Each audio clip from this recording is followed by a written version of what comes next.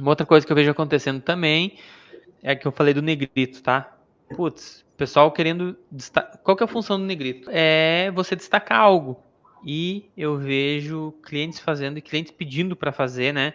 E muitos designers também fazendo meio sem compromisso isso. Mas é chamando atenção para tudo. Isso só causa ruído. Basicamente, evitem isso e selecione o que realmente importa para colocar em negrito. Uma tela bem bobinha, mas tá, acontece. Eu falei que ia começar do complexo e ia terminar no